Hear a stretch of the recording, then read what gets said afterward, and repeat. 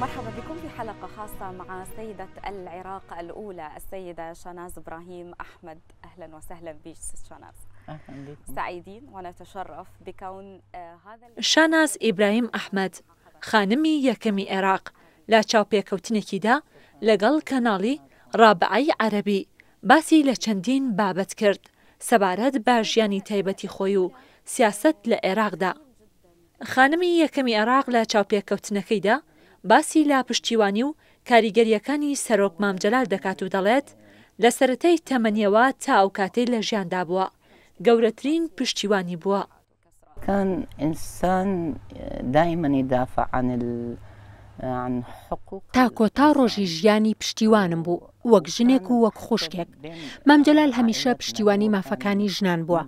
لە ناو خێزانەکەشماندا پشتیوانیەکی زۆری ئێمەیە کرد. ئەو یارمەتی دەرمان بوو لە هەموو ئەو ڕەوشە قورسانەی کە لە ماوەی ژیانماندا پێیدا تێپەڕین لە کاتی ئاوارەبوونمان لە وڵاتان. مام جەلال یەکێک بوو لە ئەندامانی خێزانەکەمان و هەمیشە وەک برایەکمان بووە. لەو کاتێ لە شاخیش بوو نامەمان بۆ یەک ئەنارد و هەر پەیوەندیمان هەبوو. هەموو شتێکی مام جەلال لەبیر ناکرێ بە خۆشی و ناخۆشیەکانی کاریگەری هەبووە لەسرم. بەڵام ئەو کاتەی لە کۆما بوو چاوی کردەوە ئەو چاوکردنەوەیم بیر ناچێتەوە چونکە لەو کاتەدا سەرباری ئەو ڕەوشەی کە ئەوی تیابوو بەڵام ئەو دڵنیایی دەداینەوە. شاناز ئیبراهیم ئەحمەد باس لە خەونێکی دەکات کە پەیوەندی بە هەموو عێراقیەکەوە هەیە و دەژڵێت کار دەکات بۆ بەدیهێنانی. أنا اللي أريد أقوله إنه أنا عندي حلم. من خەونێکم هەیە ئەویش ئەوەیە کە یارمەتی هەموو عێراقیەک بدەم ئەو خەونانەی کە هەیەنە بێنەدی چونکە دەزانم کە خەونەکانیان قورس نین تاکوونەیەنەدی. هەموو عێراقیەک شایانی ئەوەیە بەش کۆمەندانە و ئاشتی بژی چونکە عێراق وڵاتێکە خێری زۆری تایە هەمووانیش ئەوە دەڵێن و دەزانی.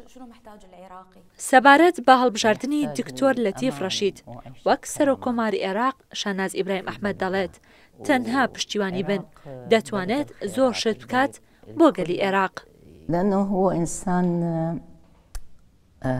جدي. ئەو مرۆڤێکی جددیە و زۆر ڕاستگۆیە بایەخ دەدات بە مرۆڤ و مافەکانی.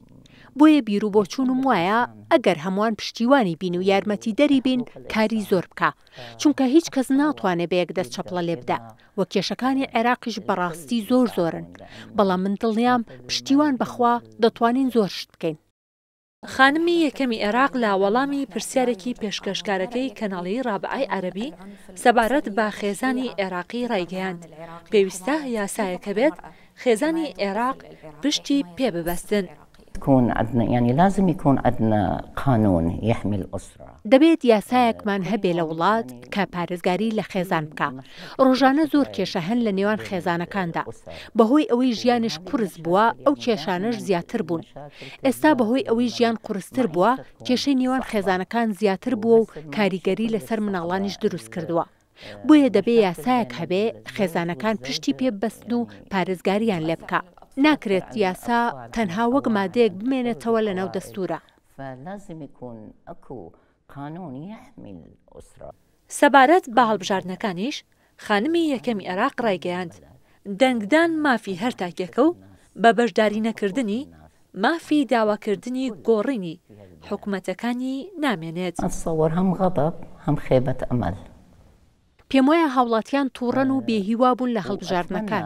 هیوادارم کە ئەو دەنگانەوە نەمێنێ چونکە ئەو دەنگانە هەمووی گرنگن. تۆ واز لە مافی خۆت و دەنگی خۆت و ئازادی خۆت بێنی دواتر هیچ مافێکی قسەکردنت نامێنێت لە هیچ شتێکدا. شتەکان بکرێنە چوارچەوەی بچووکەوە ئەوە خۆمان وەک مرۆڤ دواتر زیانمان بەرەکەوێ. ئەگەر هەر لایەک سیاسەتێکیان بەدڵ نەبێ زۆرینە بەشداری بکەن بۆ ئەوەی بتوانن بیگۆڕن و لایبەرن. نەک بچن لە ماڵەوە دانیشن کە دوایش حکوومەتێک پێک بهێنرێ بڵێن بە دڵمان نییە. بۆیە دەبێ بەشدار بن لە هەڵبژاردندا. لە کۆتایی چاوپێکەوتنەکەدا شاناز ئیبراهیم ئەحمەد خانمی یەکەمی عێراق هیوای خواست حکوومەت و سیاسیەکانیش هەوڵ بدەن سیاسەتەکانیان لە بەرژەوەندی نیشتیمانی و وڵاتەکەیان و هاوڵاتیەکانیان بگۆڕن. يقولون ما يعجبنا إذا ما تردون أي حكومة أو أي